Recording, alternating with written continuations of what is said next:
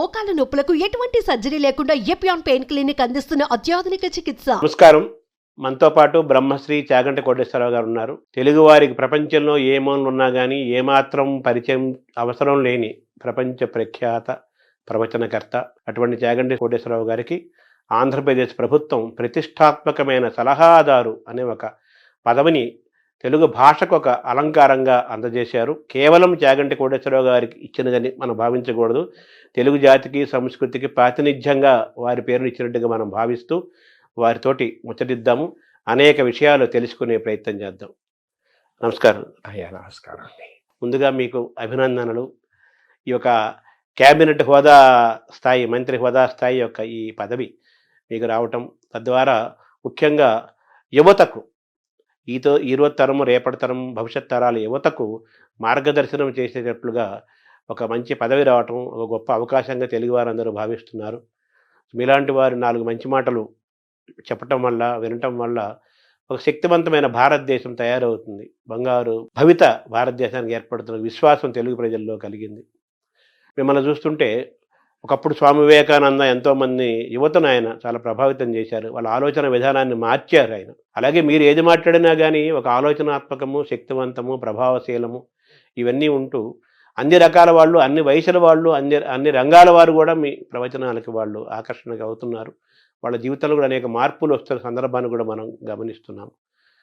ఇటువంటి ఈ పదవి ఒక సరస్వతికి ఆభరణంగానే, మనం శంకరాభరణంలాగా సరస్వతికి ఆభరణంగా దీన్ని భావిస్తూ, మీ పైన స్వామి వివేకానంద ప్రభావం ఏదైనా ఉందా అని నాకు ఎప్పటి నుంచో అడగాలనిపిస్తుంది.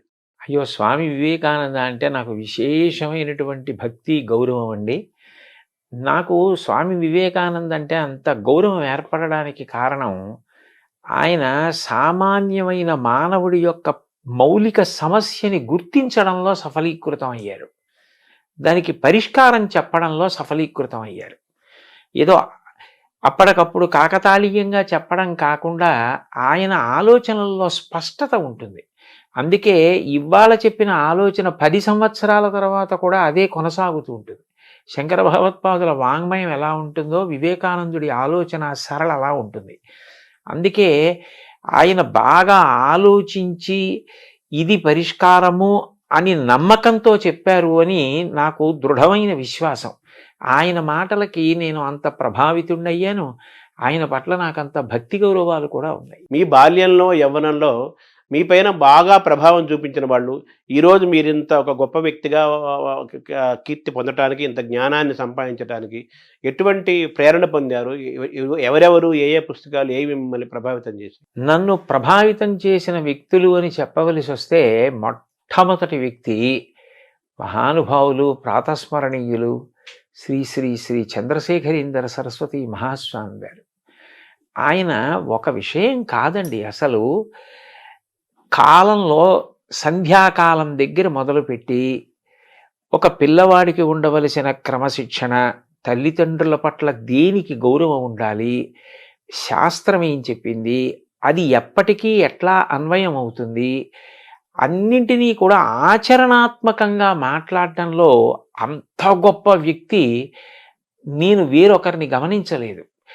అనేక విషయాలు మాట్లాడతారు, కానీ నేను వ్యక్తిగతంగా గమనించింది ఏంటంటే, చంద్రశేఖరేంద్ర సరస్వతి మహాస్వామి వారు ఒక సామాన్య గృహిణి కర్తవ్యం దగ్గర నుంచి ఒక మహావిద్వాంసుడి కర్తవ్యం వరకు, సమాజ నిర్మాణంలో పరిపాలకుల దగ్గర నుంచి విద్యార్థుల వరకు ఆయన స్పృశించని విషయాలు లేవు. ఆయన అనుగ్రహ భాషణాలు నన్ను బాగా ప్రభావితుణ్ణి చేశాయి. ఆ పైన మా గురువుగారు రామాయణ, భారత, భాగవతాది గ్రంథాల గురించి మాట్లాడేటప్పుడు వారు పరవశంతో చెప్పినటువంటి కొన్ని మాటలు నన్ను ఆ ఇతిహాసాలు, కావ్యాలు, పురాణాల వైపుకి బాగా ఆకర్షితుణ్ణి అయ్యేటట్లుగా చేశాయి. వీళ్ళు నన్ను బాగా ప్రభావితం చేసిన వ్యక్తులు. ఇందులో ఒకరిని నేను చూడలేదు. ఆశ్చర్యం. నాకే ఎంత విచిత్రంగా ఉంటుందంటే, నేను ఎప్పుడూ మహాస్వామి వారిని చూడలేదు భౌతికంగా. అంటే పచ్చి అబద్ధం, నువ్వు అబద్ధం ఆడుతున్నావని నాకు అనిపిస్తుంది, కానీ సత్యం నేను దర్శనం చేయలేదండి అసలు. కానీ అనుక్షణం వారు నాతో ఉన్నారన్న భావన, అనుక్షణం నేను ఏది చేసినా నాకు తెలియకుండానే జీవితంలో ఏది అలవాటైపోయిందంటే, ఇది స్వామివారు అంగీకరిస్తారా? నేను ఇలా చేశానని తెలిస్తే ఇంకేమైనా ఉందా? అని ఒక ఆరోగ్యవంతమైన భయం నాకు ఏర్పడడానికి ఆయన కారణమయ్యారు. నాకు తెలియకుండా నేను ఆయనకి జవాబుదారీ అయిపోయాను ఏమిటో. అందుకని నేను చేసే ప్రతి పని మీద, నేను మాట్లాడే మాటల మీద ఆయన ప్రభావం చాలా ఎక్కువ ఉంటుంది.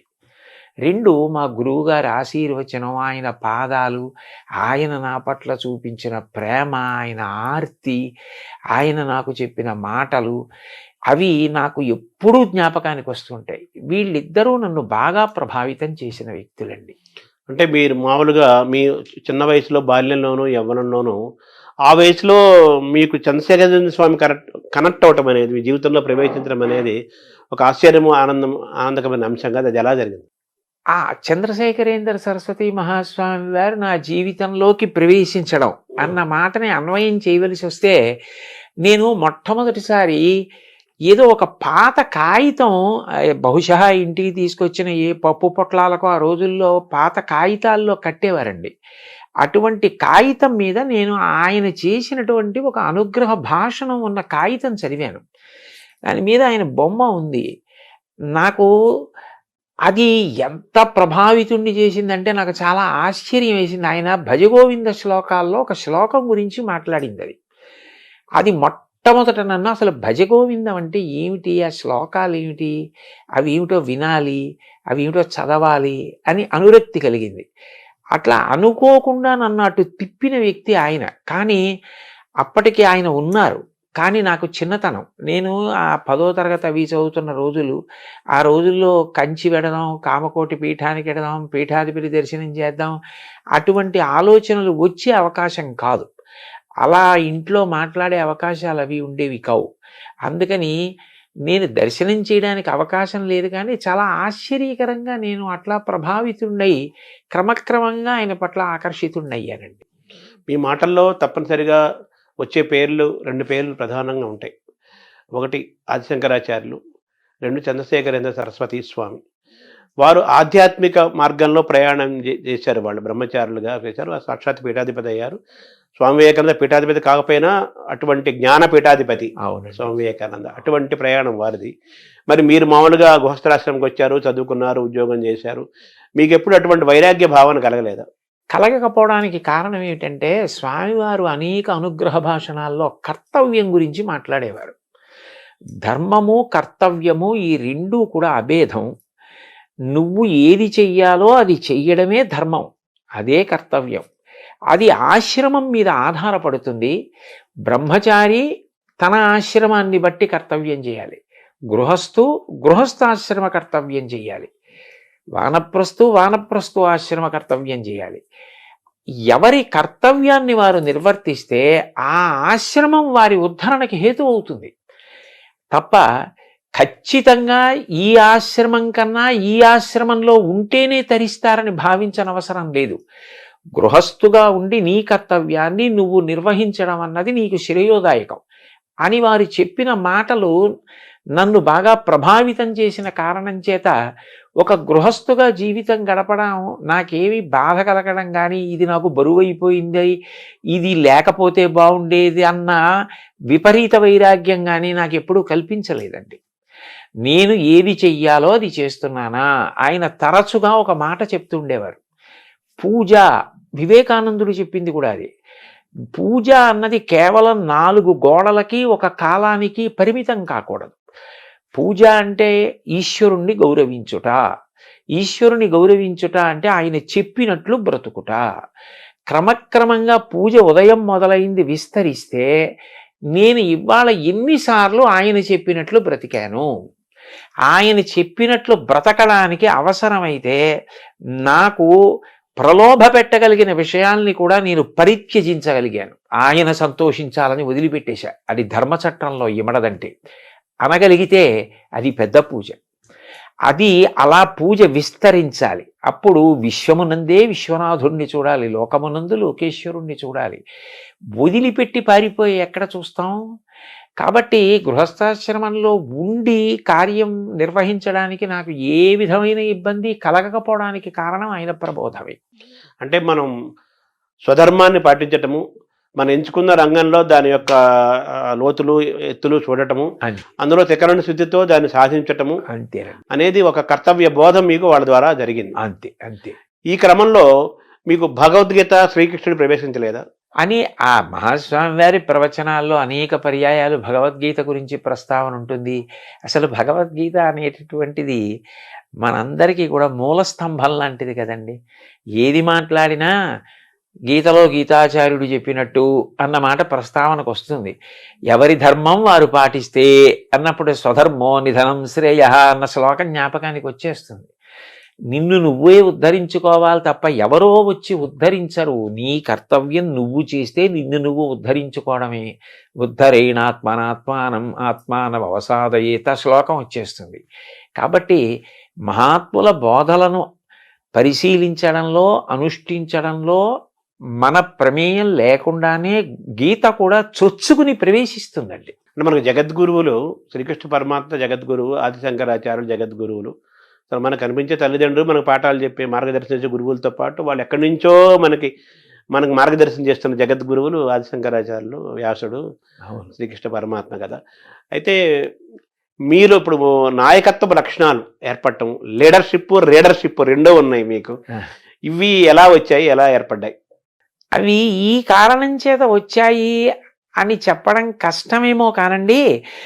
బహుశా అలా ఏర్పడడానికి కారణం మాత్రం ఏదైనా ఒక లక్ష్యాన్ని పెట్టుకున్నప్పుడు ముందుగానే దాని గురించి తరచి ఆలోచించి, ఈ లక్ష్యాన్ని పెట్టుకున్న తర్వాత మధ్యలో విడిచిపెట్టకుండా నేను సాధించడానికి ప్రయాణం చెయ్యాలి. ఎందుకనంటే ఒక లక్ష్యాన్ని పెట్టుకుని మీరు బయలుదేరారనుకోండి, మిమ్మల్ని పొగిడేవాళ్ళు, మీ వెనక నిలబడేవాళ్ళు, మిమ్మల్ని సమర్థించే వాళ్ళు ఎలా ఉంటారో, రాళ్ళేసేవాళ్ళు, దాని గురించి ఏమీ తెలియకపోయినా ఏవేవో మాట్లాడేవాళ్ళు కూడా ఉంటారు.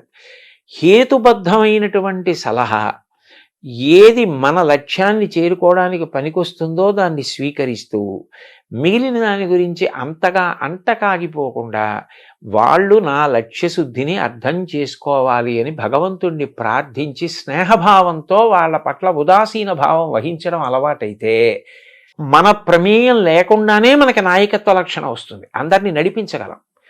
లేకపోతే ఏమవుతుందంటేనండి, ముందు పొగిడితే పొంగిపోవడం, ఎవరో తెగిడారని కుంగిపోవడం అలవాటైపోయిన వాడు తానే ఉద్ధాన పతనాల్లో పడిపోతే వెనక ఎవరిని నడిపించగలడు?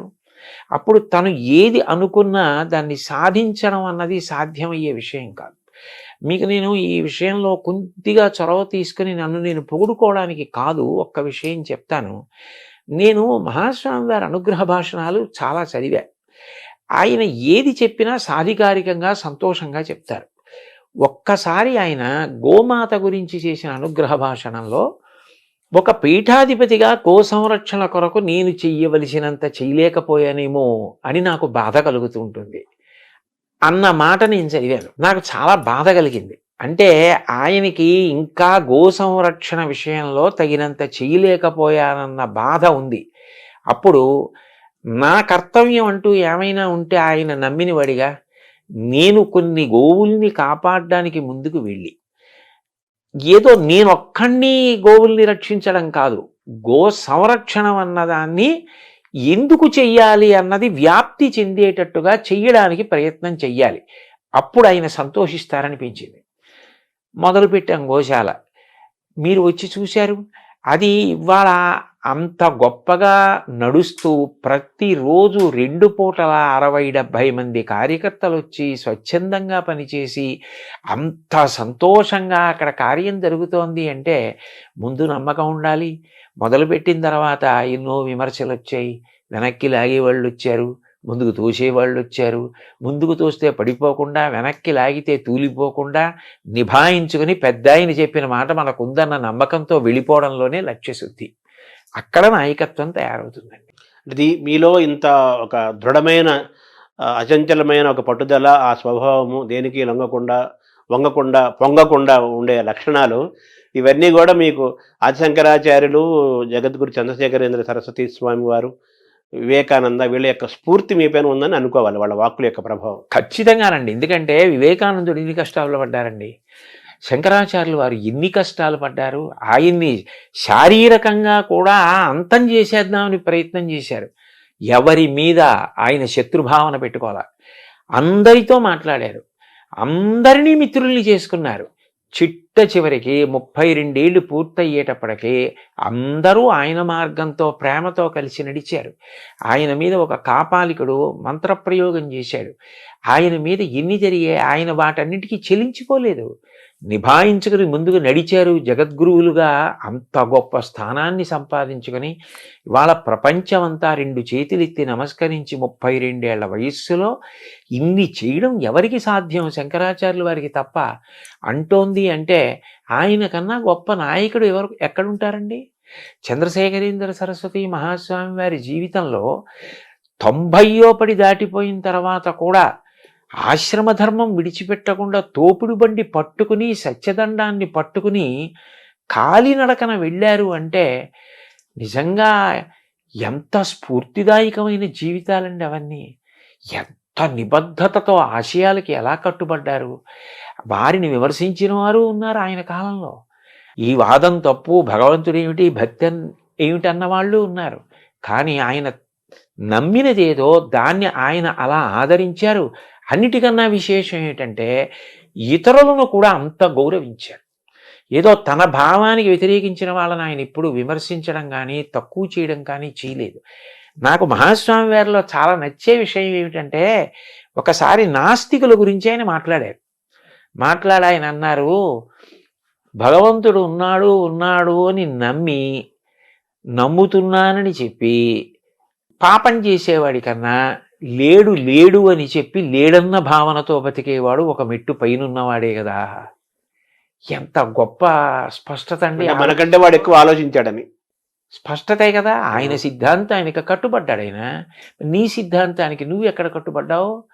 ఉన్నాడు అంటున్నావు. ఉన్నాడు అని అంటున్నప్పుడు ఉన్నాడన్నవాడి పట్ల భక్తి భయాలతో నువ్వు అట్లాగే గౌరవంగా బ్రతకాలి.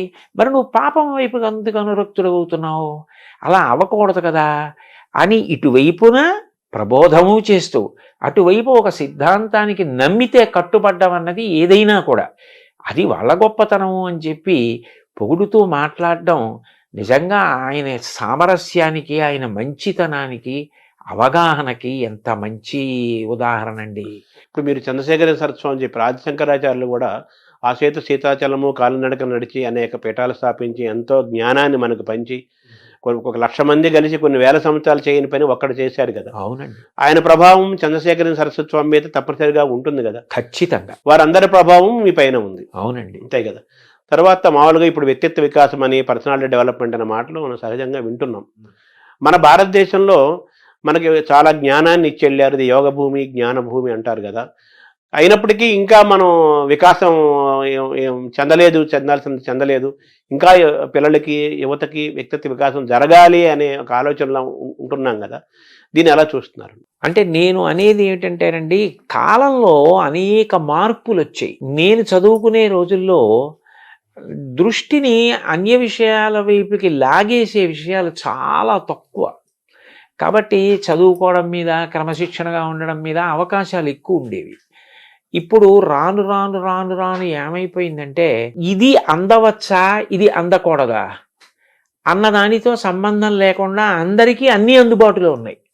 అప్పుడు దానికి విరుగుడు ఒకటే ఉంటుంది, స్వీయ నియంత్రణ. ఎవరికి వారే ఇది నాకు ఇప్పుడు అనవసరం, నేను దాని జోలికి వెళ్ళకూడదు.